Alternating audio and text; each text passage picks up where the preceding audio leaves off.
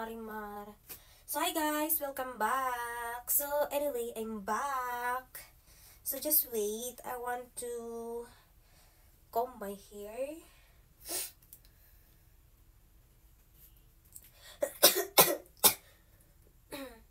Oh my gosh, that's good.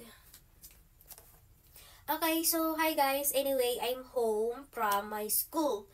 So dahil nga OJT na yung person, so alam niyo naman na pag OJT na talaga yung isang tao ay mabibisi na. So anyway, kakauwi ko lang talaga, galing din sa pinag-OJThan ko na school. At dito lang din ako na-assign sa public school malapit sa amin kasi nga eduk yung auntie nyo, di ba? So eduk yung auntie nyo at kailangan niya mag-observe sa labas at kailangan niya mag-OJT doon para ma-fulfill ko yung 180 hours.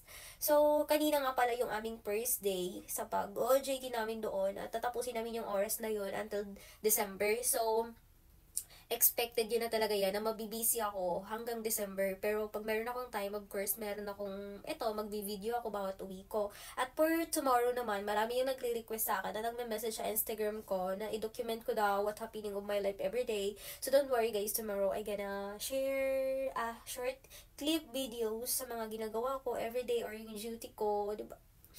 Anyway, hindi naman siya ganun kahirap kasi rotation kami simula grade 7 hanggang grade 12. Yung mga yung ino-observe namin talaga. So, naghahawak kami ng grade 12 or minsan napupunta kami sa grade 7, grade 10, grade 8, grade 9, ganyan, something ganyan.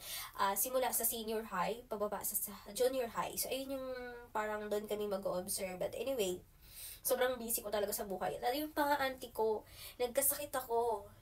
Ayun, inuubo ako, tapos barado pa yung ilong ko, ang sakit ng lalamunan ko, tapos feeling ko parang naluluha ako lagi, tapos, ay naku, auntie ko, sobrang barado talaga yung ilong ko, ang sakit, tapos, alam mo yun, naka-duty ka sa OJT mo, tapos hindi ka pala makahinga, tapos, lagi kang nakasigat, ganyan, pero may baon naman akong gamot, may baon akong kating ko, pero wala eh, pag may sakit talaga, wala, parang, alam mo yun, di-drain ka talaga.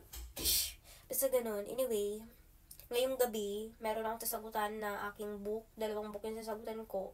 Ayun siya. Basta tomorrow, i-document ko dahil ayun yung mga request sa akin. So, for tonight, so magpupuyat na naman ako dito hanggang, laki na ng pinayat ko, auntie ko. Kasi nagkasakit nga ako, yun. Nagkasakit ako ng simula ng weekend, walang pasok. Yun, sumabay siya sa sick break. Yan, academic break, parang something academic ganyan. Basta, bye!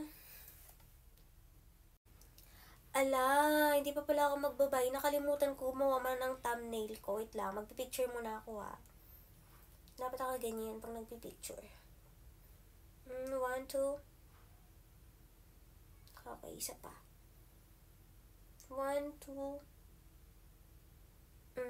Isa pa nga.